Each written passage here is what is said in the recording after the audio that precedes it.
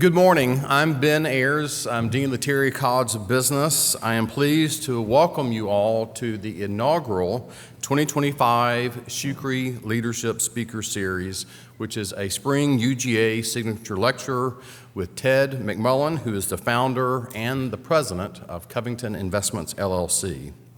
This lecture is part of the Shoukry Leadership Speaker Series, which features well-known leaders who share their unique leadership styles and experiences to educate and to inspire our students. Today's honored speaker, Ted McMullen, will participate in a discussion that is moderated by Charlotte Farrell, who is an ILA Leonard Leadership Scholar. We are fortunate to have the namesakes of the Shoukry Leadership Speaker Series here with us this morning.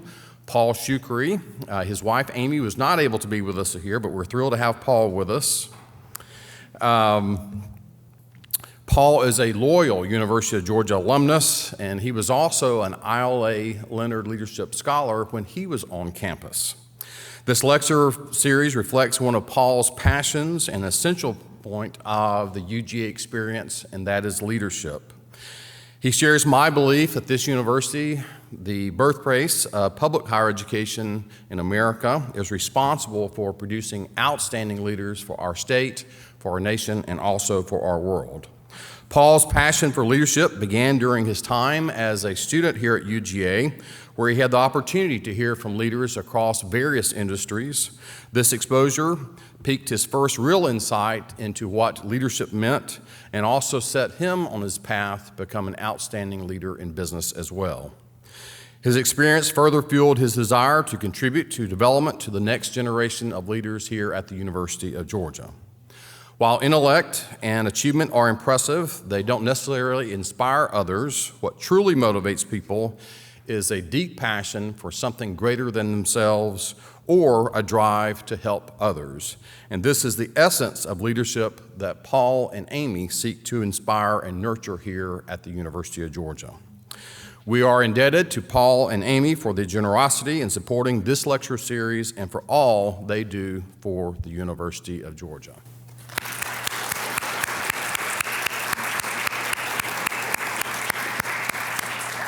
At this time, I am delighted to introduce a distinguished alumnus of the Terry College of Business, a loyal supporter of the University of Georgia, and an extraordinary business leader and community leader, Mr. Ted McMullen.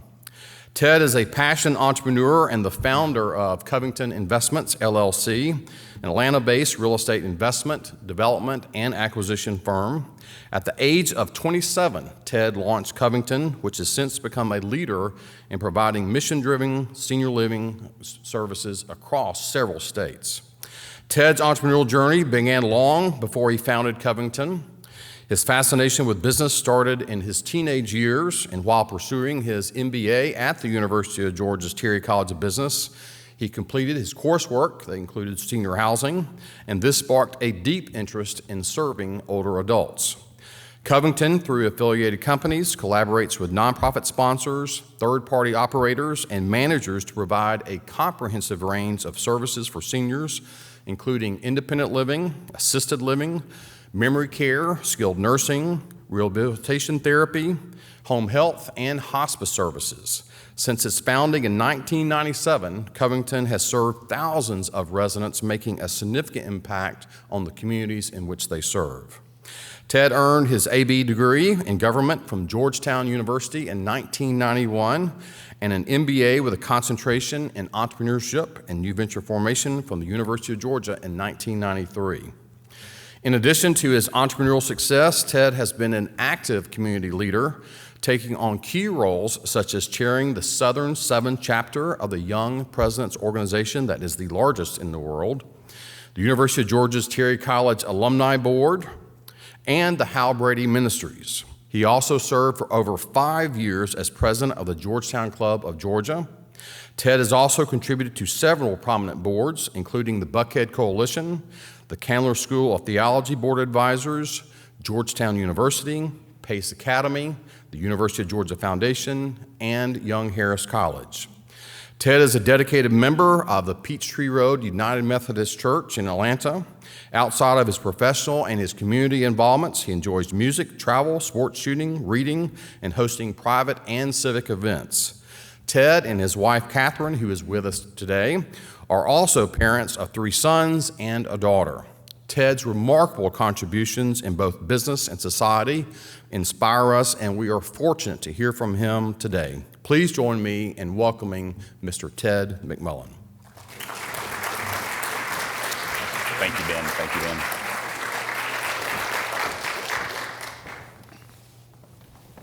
Okay. Good morning, everyone, and welcome to the Shoukry Leadership Speaker Series. My name is Charlotte Farrell, and I'm a Leonard Leadership Scholar studying marketing and entrepreneurship. I'm so excited to facilitate our discussion today. Thank you, Mr. McMullen, for being here, and it is truly an honor to have you. Great to be here. Thank you so much. Let's go ahead and get started if you're okay with that. So let's talk about your time here at UGA. It began when you set out to earn your MBA, as Dean Ayers mentioned. Why did you decide to continue your education past your undergraduate degree? First, I would really want to say thanks to Paul Shoukry and his family for being a leadership giver here for the university, and for Dean Ayers and President Moorhead in making UGA just such an incredible place. It's been just awesome to witness how Georgia has had this really kind of meteoric rise. So it was kind of a natural no-brainer. I went to Georgetown undergrad, and who would not want to continue 2 more years of college at UGA? So that's really kind of where it all started. For sure, I agree. It's a great place to be. What influenced you to pursue your MBA in entrepreneurship and new venture formation after you had been previously at Georgetown studying government? Kind of a transition. So this is interesting. My dad, who had just a huge impact on me, we just lost him in early January, unfortunately. He was a CPA. He graduated from Georgia. And I worked as a kid, maybe from 8 or 9 years old in his accounting office. And I also want to say one big word of thanks. I failed to do this earlier, to all you students for coming here, and especially those of you who are not getting credit, because I know some of y'all might get credit too, and still you're here. I think it's great as a young person for you to have a sense of what you don't want to do, as well as what you're passionate about. And I knew, working for my dad, there was no way in heck I was going to be an accountant. He loved to count, and you had to count everything in his office. This is way back before y'all could even know, before cell phones and all this. And you had to keep track of your time in 15-minute increments on a big piece of paper. And I thought, wow, there are adults that really have to write down their time in quarter-hour increments. That just seemed kind of bizarre to me. So I knew that I did not want to be an accountant. I knew really from a very young age I wanted to be an entrepreneur. We always like to kind of joke in our neighborhood, I was always selling something. So the neighbors maybe would pull their blinds closed when they saw me coming because I was selling wrapping paper, or at the holidays I sold poinsettias at our church, or you name it, greeting cards, poetry. I could literally name 20 or 30 things. I started a neighborhood newspaper.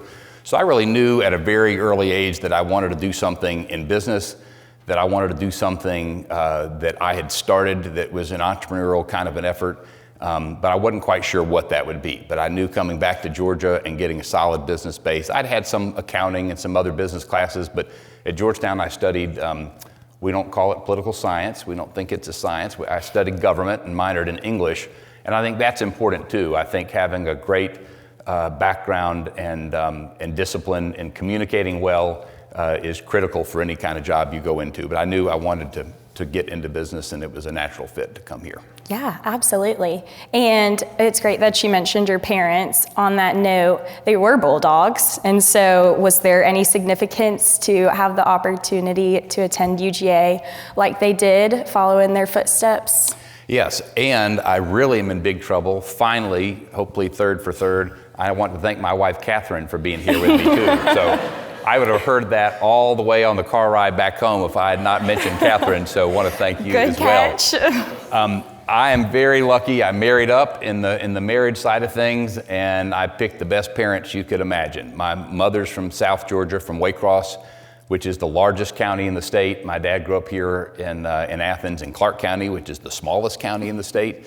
They met in, I think, 1956, something like that. My dad graduated in 57 and then 58 for a master's degree. And, gosh, think about it. It's even easier today, I think, to be a bulldog because so much is going so incredibly well. But having grown up a bulldog, it just, I don't know how to describe it. It's obviously we all love our football team, but it's just so much even more than that. My parents were deeply passionate about so many things at the university, and I shared that passion. It wasn't just following the footsteps of my parents, it's what I genuinely was interested in. Matter of fact, when I was here for my MBA, I joined the Demosthenian Society, which I think is this right here next door, and there's the Tombs Oak that we would get out every year for the all-night meeting. I was in a similar group at Georgetown called the Philodemic Society. So I like to debate because mainly we learned a lot of that at the dinner table growing up, arguing at the dinner table and taking our side. So I think that just growing up in a family of passionate bulldogs made it, again, even an easier choice. And as I said, my dad grew up here in Athens. I should mention this, my grandfather, who's had a massive impact on me, but I never met him. He died when he was 54, and my dad was just 18, I guess, his senior year in high school. And it's just very interesting how, life is full of these kind of forks in the road, I think, all the time. And as Yogi Berra would say, and I took it. It's a joke. So, when forks, in the road happen to you, I think this is one that's interesting for my dad. He was admitted to Harvard University, and he was admitted to the University of Georgia. And I told you he grew up here kind of near 5 Points on Bobbin Mill Road. And his father died in February that year. And my dad really, I think, did the right thing for him and did the right thing for his family. And he thought he should be here with my grandmother. But the grandfather who had such an impact on me, he was involved in public service. I'm sure everybody knows that a big part of our mission as a university is the mission of service to the state of Georgia. And that takes form in many, many, many different ways.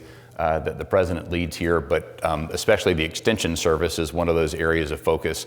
And my grandfather was a district agent with the extension service and worked with J.W. Fanning and the folks whom I think that whole leadership program is named for. So just sort of growing up and hearing all that, again, it wasn't going to be Tennessee or, whatever, No. Duke or even Harvard, because I knew, and another last thing I would mention that I'm very grateful for, they took a little bit of a chance on me. I think I was only one of 2 or 3 kids in my class at Georgia to go straight from getting, from undergrad to get an MBA. I don't even think y'all would let people really do that these days because you want people to get out and have had some, incredible work experience and then bring that to the table for all of your kind of group projects and that kind of thing. So I'm grateful to Georgia for taking a chance on me. Yeah, absolutely. And it's great that you were a bulldog and still are. And so with being a Terry graduate, since that's where you pursued your MBA, how did your time at the University of Georgia contribute to your personal and professional development and maybe set you up for success as an entrepreneur? Let me maybe tackle this one this way. I don't know if we even call it this way now, Dean Ayers, but my concentration was in new venture formation, entrepreneurship and new venture formation. And at the time, we had a professor who was kind of the key leader in that area, a guy named Chuck Hofer. Chuck was a very interesting guy. He was incredibly passionate. He was, I don't know how to describe him. He really spent every waking hour thinking about entrepreneurship things. And one thing that's interesting to me, he had this kind of a larger, oversized office that had maybe 24-drawer file cabinets of paper files. Again, none of you probably can relate to this. Yours are all in box and in the cloud and something like that. But he had a file on everything. So if you went to him and said, "Hey, I'd like to start a business that's on golf," or "I want to do something in the hotel industry," anything you could imagine, he would just say, "Wait 1 second and I'll pull out this file," and it would be some incredible thing, and some that had turned into companies. And so I think that where it really shaped me, we participated, I think y'all are familiar with, everybody kind of knows Shark Tank. I'm sure y'all know what that is on TV. Well, before that got to be really so popular, everyone also probably knows for law students, you had moot court, C-O-U-R-T.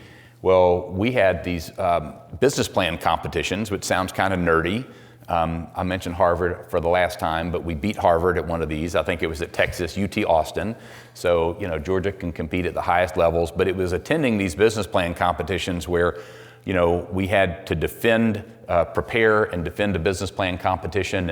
And, just like you do at Shark Tank, you might have the one guy that's sort of a nice guy, and then the lady that's mean and asks you mean questions or whatever. You have people really drilling you, and that makes you a lot stronger, and it made me a lot stronger. And so I think a big part of that, as I mentioned earlier, communication being such a key element to succeed in whatever industry that you're in. But I think when I think of Georgia, this is going to sound kind of funny. I don't even know if we still do this. We had basically a manners class, M-A-N-N-E-R-S, a manners class. So which fork do you use? And do you put the spoon on the right or not? And I just remember going into that thinking, well, I'm not going to learn anything out of this. My parents taught me how to whatever. And I just remember learning 5 things out of it. Just so I think for addressing the whole person, from my experience, it was really incredibly impactful in a little small way, like this one little manners class, to my whole entire concentration, to the teachers I met also that were not in my concentration. I would have been a little nerdy then, maybe still am a little, Catherine would say, but I went to so many lectures. If we had an incredible speaker, I'd go to the chapel for the speaker, and you have so much here in terms of art and culture and all the things that a university environment can offer that, again, I hope I'm preaching to the choir, but I would just say these things. These are what really impacted me, and I hope that all of you, especially you young folks, that can kind of do everything. The world is your oyster, and you're an hour and a half away from Atlanta, and 2 hours away at the most from Hartsfield, that puts you off into the world, and all these incredible world-class international programs you have for the university. It's always exciting for me to be back on campus and just see all of you super smart, engaged young people, and I hope you would take that same kind of path. Absolutely. Can't say we have manners class still, but maybe they'll bring it back after this. And so also all these students in here, I'm sure a lot of them are hoping to start their own business one day, maybe aspiring entrepreneurs. And you started Covington Investments at the young age of 27. So not too much older than a lot of the students in this room. And it's grown to be super successful. And really, you've left such a legacy behind of just how you're growing the business. Where did the inspiration for entering the senior living services business stem from? If I could go back and tell one quick story, because I love this, and don't tell anybody, but I was the lowest paid graduate of my MBA class. And I've only had one job. So I've had a lot of little jobs and entrepreneurial jobs, but I've had one job as an adult. And that was working for a company in Tennessee called Life Care. It's the largest privately owned seniors housing company in the country. And the gentleman who is still the owner, he's just this last week turned 91 or 92. He was a business partner and friend of my father's, and I just knew growing up that my dad had gone to, it's in a little town called Cleveland, Tennessee, just north of Chattanooga. So I knew that my dad had gone to Life Care to do work, or maybe they'd fly somewhere and he'd be in meetings, but I really didn't know anything about him. I never met Mr. Preston until my sister was married, my sister Ann, and he came to the wedding and literally was just shaking his hand and saying hello. And then later, when I got to Georgia, which maybe I'll get to in a minute, I'd love to tell this story, but I did a paper on decentralized companies, and at the time, Life Care was very decentralized. Every one of their senior housing communities had its own banking relationships and paid its own payroll and its own vendors. So it was a very large but very decentralized company. So I was hired in 1993 for $30,000 a year, and they didn't quite know what to do with me. They didn't really hire MBAs. And maybe it wasn't the first day or week, but maybe the second or third week on the job, I was called into my boss's office, who was the executive vice president of the company, and Mr. Preston was there. And he said, oh, get Ted's personnel file. And he opened up the file and he started looking at it, and I'm just sort of sweating and thinking, like, what is going on? And he said, oh no, this is too much. So on the spot, he changed my salary to $29,500. So all I could think of was that, gosh, that's like, 2 lunches a month, or, whatever that added up into at those days and time. But That sounds horrible, but I really look back and kind of laugh at it. He was a very hands-on entrepreneur, and I loved that experience, and I knew that I wanted to do what he was doing.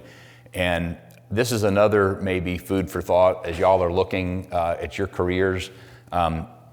There's so many paths to success, but I always think of just chasing the name or the big company, or hey, I can tell everybody I work at such and such a company, just never really meant anything to me. I mean, yes, you can be super successful that way, but that in itself does not lead to success. So I know at Life Care I had lots of responsibility and no authority. I mean, zero authority. I had no budget. I had no power to do anything, but I was asked to do a lot. So when I was in my 20s, I represented the company in what's called Certificate of Need hearings, and we did a lot, maybe in 11 states. I was super active. But I was maybe 24, and I was our authorized representative in these basically court proceedings to represent the company, to kind of be deposed almost in these cases. And just a lot of this kind of responsibility made me realize I'd love to do this one day, and I'd love to do it maybe on a different scale, and I could keep rambling. But it was an incredible experience. I was there for just under 5 years, and I feel like I kind of got a PhD working up in Tennessee, and probably 10 years worth of experience just because my plate was overloaded. Maybe one last little funny question. He basically was the wealthiest guy in town in all of Cleveland, Tennessee. He bought an old mall and transformed it into offices, but I worked at first at some offices that right behind it were apartments. I kind of think this is funny. I hope you will too. This is back in the day when you didn't have cell phones, but you had cordless phones. So my apartment was so close to my office, I could take my cordless phone from home and make a call from home, or somebody's delivering a package or something. Yes, I'll come right over there in 5 minutes and get it or whatever. So I was kind of like the shopkeeper who, worked above the shop, which again, I love that because I just worked all the time. If you're going to work all the time, you might as well be right near the office, and just had a great experience. Hope I didn't ramble too far afield on that. No, that was great to hear and really awesome to know just kind of how you got into the business. Did you have a moment, like where did you think about that this was a good sector to invest in as opposed to others? That's a great question, because I think everything maybe I've shared so far has been a little kind of generic. Maybe also go back, maybe mention one last time about my dad. He not only was an accountant, but he really was a very successful investor, and he invested in land, just really kind of all kinds of things. I mean, he owned warehouses, he owned raw land, he developed some, he owned multifamily, and sort of picking that up as I grew up, I love the idea of real estate. Real estate is a very efficient way to build value over time, and another little secret, don't tell everybody, but you get capital gains when you own real estate and you sell real estate. And I've always been tax driven in how I look at investing, because if you have ordinary income, you're paying 40% or whatever that number is. So I'd rather pay capital gains. So fundamentally, I think of myself as being in real estate and being a real estate entrepreneur, because I've also owned industrial and owned different types of properties. But I deeply love seniors housing. I was so lucky to have, I alluded to my grandfather, my father's father, Thomas McMullen, died when he was 54, but my other three grandparents all lived until their mid-90s. So I loved my grandparents. I spent a lot of time with them. I'm the baby of four. I don't know if it's just whatever it was. I got a lot of time with them. And then this company, Life Care, because of my job with Life Care, I would say I probably had been in 700 properties by the time I left the company, which was huge. And so that was all of Life Care's, which at the time was probably 180, 200, and then I would go to all of our competition if we were looking to grow in a market. So the idea of doing something, we're not just in the widget business, you're doing something that's really fundamentally helping people, and it's a real mission and a ministry for us. Tying that very complicated operating company with real estate just sort of is like fabulous, because I love it, and it's also a complicated business. It's every day is different than the one before it, and I would say that would be a good explanation, just knowing that we're doing something for others. Yeah, absolutely, and you are. And in addition to ILA, I am a student in Terry's entrepreneurship program, so I'm inspired by your entrepreneurial background and your career so far. And I've grown to understand that to be an entrepreneur, you have to be willing to take risks. I know you've taken some risks at your time at Covington Investments and starting the business, but what risks kind of defined you early on when you were starting it, and how did you handle those? Yeah, that's a great question. So I have a good couple stories on that, and just a sad note, but just to celebrate the life of Bob Pinckney. Bob is somebody I really admired. He more recently had headed up the entrepreneurship program here at UGA, and I'm going to get the name wrong, but you have this incredible center. You have a physical building that's the Studio 225, which is just all this great energy around people talking about ideas and business, and I love all that. Tell me the question again so I can get back to the That's question. okay. Just what risks did you take as an entrepreneur? Well, part of it is I was lucky. I want to get back to Catherine for a minute. So Catherine and I feel like we've had an extraordinary 21 years of being married. I'm deeply grateful for her. We have 4 kids that we're so proud of. But I feel really lucky that we met later. I've teased her a lot that if I had met her earlier, she probably wouldn't have had anything to do with me. And both of us, she had a great career. So I didn't marry till I was 34. So it meant that Catherine had traveled and she worked with Capgemini, which is a big consulting company. I had my job and I was consulting, and I was really working a lot. So part of it is the risk taking of your time. I think if you're on the bubble of whether or not you want to be an entrepreneur, the question always is sort of trading time, that whole risk time scenario.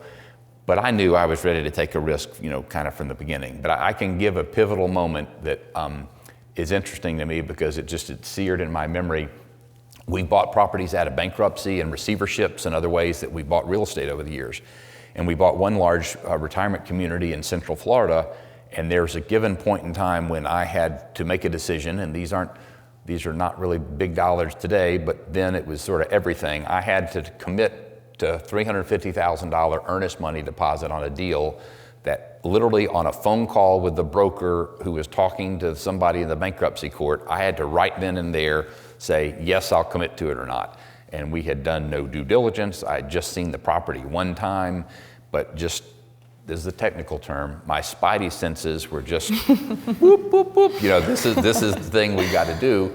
But it could have ended the other way. And so I think, again, about these paths that happen in life, and these, maybe it's not just 2 forks in a road, many forks in a road for me. I have tended to be a risk taker, but a risk taker who does a lot of homework. And my view is always, it's kind of, I think Woodruff, it was attributed to Robert Woodruff, who said, forget about this whole thing of diversification and having, owning 20 different stocks. I have all my eggs in one basket with Coca-Cola, and I watch that basket really, really carefully. And I think as an entrepreneur as well, if you have an opportunity to focus and really do your homework, you can kind of de-risk things that, in my view, we've had a lot of fairly large transactions that probably from the outside look really, really risky, and that means scary for some people. But for us, kind of by the time we had gotten through all that, didn't seem scary at all. Absolutely. And I think that's a great lesson for everyone to know, to do your homework and be on top of things. But within taking those risks, what scared you most about starting your business? I'll kind of just say that's maybe not an ideal question for me because I really wasn't scared at all. I was ready to just kind of jump in with both feet, and if you think about it too, again, I hope I'm not being too personal, but it's a very different profile if you're married and have 3 kids or whatever your scenario is than if you're footloose and fancy free and single, and I was living in an apartment, and what is the worst that could happen to me? They could take the apartment away from me and I would live in a tent somewhere, right? So I just felt like that from a very early on, I was willing, to make kind of a measured risk, and it seemed natural to me. Yeah, well then maybe what excited you most instead would be a better question for you. All right, thank you for that. So I would say maybe I've covered a couple of these. I love complicated. I would say probably as a company, Covington, we tend to sort of run to the fire as opposed to away from the fire. And let me try to use a specific example. I think like in Atlanta, and there are a lot of people in Atlanta who are in the real estate business, a lot of very successful people in Atlanta in the real estate business. And it's interesting to me, sort of, if you look through different cycles in real estate, for a long time, multifamily apartments have looked just really incredible, and kind of until recently, till they didn't. So with interest rates sort of spiking faster than other people, thought they might be coming, that became, especially for developers, not everybody, but specific projects, just not to get too technical here on you, but if you underwrite the interest rate being 5% and it ends up being 7%, that might be all your profit, right?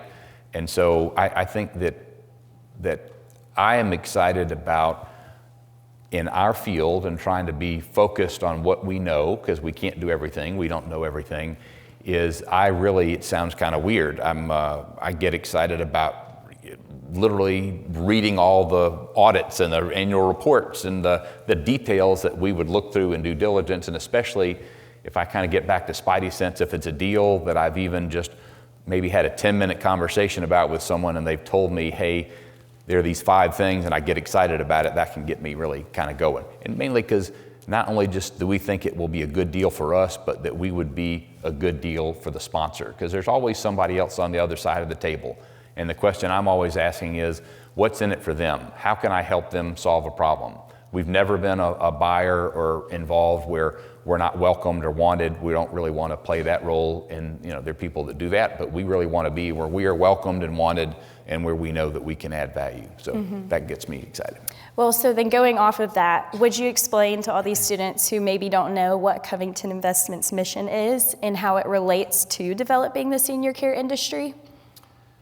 Absolutely. So we are firmly committed to providing capital and other resources to seniors housing communities across the country.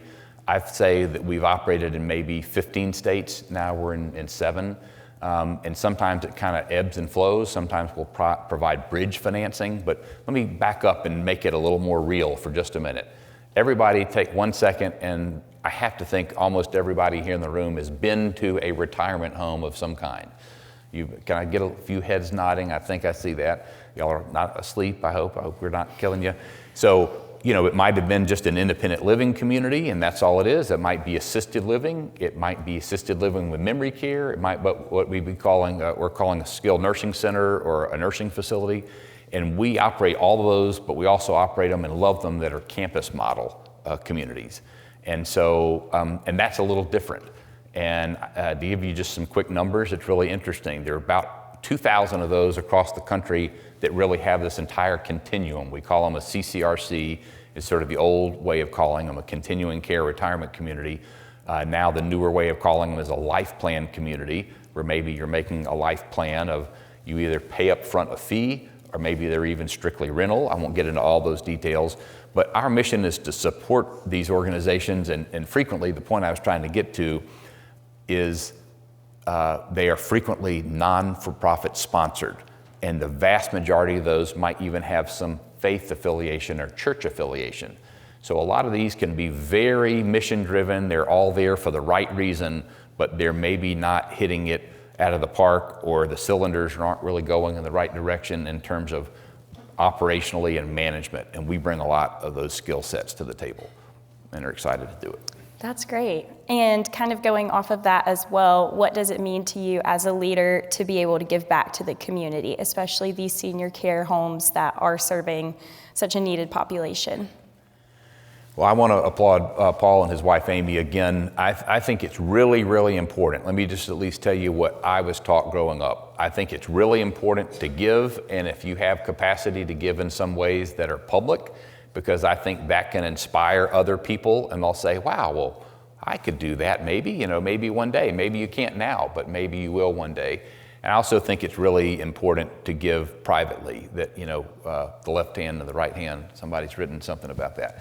So for me, I think it's doing both of those things, and mainly the success that we've had, which is only because we've had really great teams over the years and great leadership in our company, provides us time, and it gives me time to be able to serve on boards and be involved and active in the community. It's afforded some resources where we can commit ourselves to the University of Georgia and other incredible organizations like Georgia. So I think if you think about it this way, time equals money, right?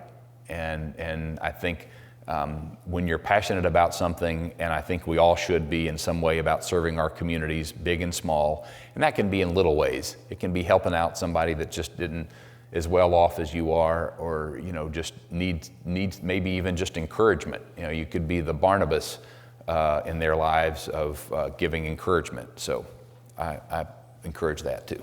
No, thank you. Thank you for your willingness to give back and for all the work that you do. I want to give you a chance to look ahead and maybe offer some advice to everyone. What dreams do you have for Covington Investments and yourself in the next few years? And where do you see the company heading? Yeah, thank you for that. That's a great question. I would say we're going to probably stick to our knitting is some of the answer to that. Another part of the answer that I think is worth saying, and I'll tell a quick story on this front. I've never really been driven to be the biggest in the industry or to own the most properties or have the most. I'm just not wired that way. My dad was a collector. This is kind of another interesting little side note. He collected wine, he collected coins, he collected books. He has all these incredible things that he collected. And like I said earlier, in some way, my dad and I were best friends and so close, and yet in many ways we're directly opposite. I couldn't be more. I'm not really a thing person. I'm a people person. And I'm not being critical. I'm just saying, like, I wouldn't want, after keeping up with something, I just don't want it. He would love the lists and the Excel files and all these other things. It's just like, I'd rather have a relationship. And help remind me this question, where we're going. About the dreams. We're going to dreams. So my dream is this, one, it is really, really very exciting. Let me steal the thunder of Warren Buffett, who I just incredibly admire. I took my dad one year for his birthday. We went to the Berkshire Hathaway meeting in Omaha, and one of his stories is how many multimillionaires he made over time, right? So I think providing an opportunity for success for people who work with us, that's still a big dream. But getting back to like the size, I remember I had a meeting with a gentleman who, I won't name the company, but he was the CFO of a company that owned 88, I don't know why I remember this number, he owned 88, the company owned 88 seniors housing communities, and they were a public company. And I think public companies, just again between us chickens, are a terrible match for seniors housing, because seniors housing is so mission driven, and you shouldn't be making decisions on a quarterly basis about what your earnings are. Really, it's not really kind of a great fit. He made the comment to me that 8 of his communities were more profitable than the other 80. So my thought has always been, I just want the 8.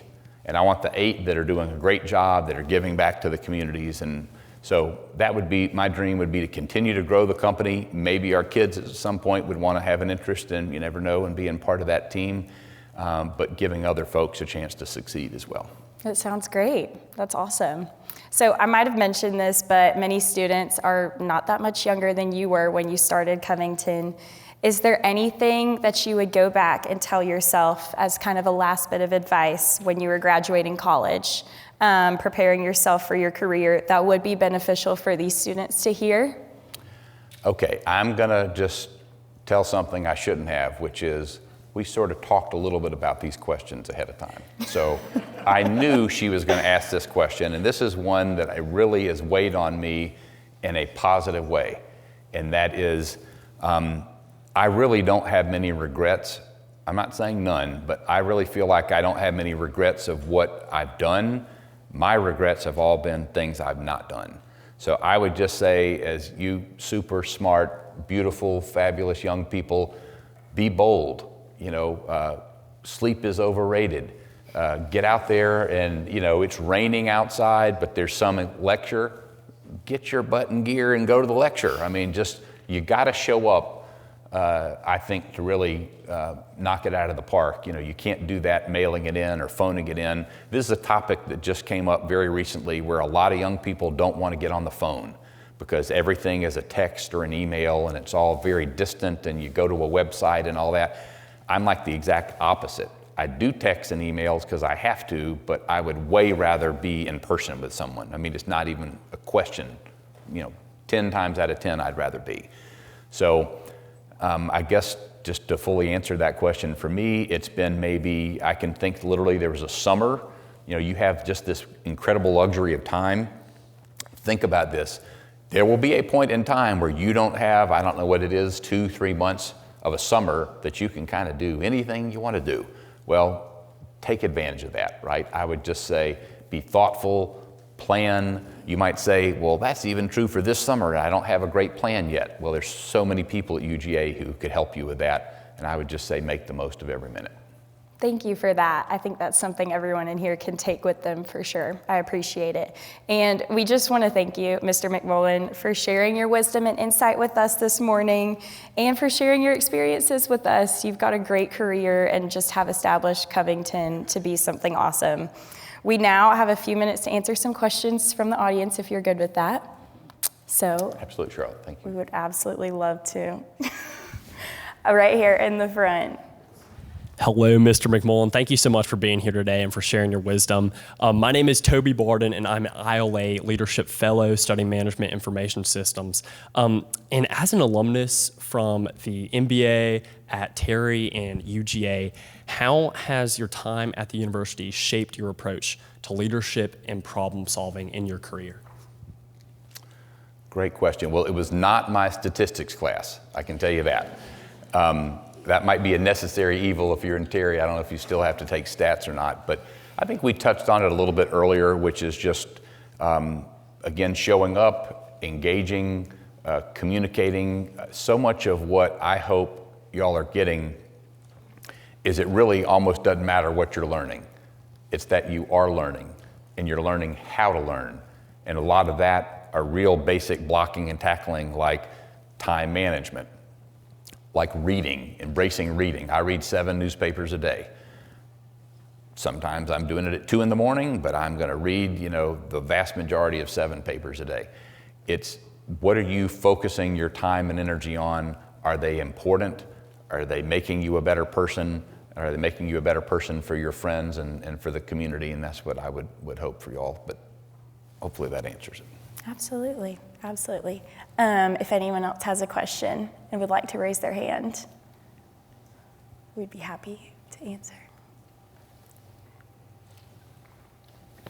Yes, right here. My name is Dimitri Nakis, ILA Leadership Fellow. What are the 7 newspapers that you read? Okay, well now you put me on the spot. I better name them. So this is a funny little quick thing. I know where the hook is coming. We live in Buckhead, and in our little neighborhood, we're the only house in the neighborhood that still gets I get 2 newspapers physically delivered to me every day. And if I travel, I get them somewhere where I'm traveling. So I get the Atlanta newspaper, the AJC, and I get the Wall Street Journal delivered, which I love reading them, actually physical papers. It's just awesome. You read more when you read a paper than you do read online. So I would encourage that too, because you'd read some article about something, like if you're in this camp of, I only read what comes to me from some, whatever email that goes because I like, flying kites or whatever, I would just say, wow, open your mind, because you're going to read something one day that's not in that category, right? So those 2, Reuters, this is online, Reuters, Bloomberg, the Washington Post, CNBC, and there's going to be a 7th one. Maybe y'all can help me with it. What would be, I'm trying to pick, if I got my phone out, I could tell it to you, but I don't want to get my phone. New York Times, thank you. Yes, that little paper in New York City. And I'm a big article sharer. And one thing that I've always done is I'll read an article and I'll zip it to my admin who converts it to a PDF. This sounds so old-fashioned, makes me sound really old. And I'll send it to somebody because maybe you don't have the subscription to the New York Times or whatever. So I'll send it with a, hey, what do you think about this incredible article about interest rates or something like that? And then that creates a great conversation and a point of dialogue. That's awesome. Thank you for sharing that. Ted, thank you so much for being with us today and for your words of wisdom. We have a nice gift for you to thank you for your time with us today. Wow, thank you so much. Ben, thank you. That's great. So students, also thank you for being with us today. Lots of great nuggets of wisdom. I agree that sleep is overrated. I hope that the rest of you have a fantastic week and look forward to seeing you at the second Shoukry Speaker Series. Ben, and what about for our incredible... In Charlotte. Thank you, Charlotte. Thank you. So we are now adjourned.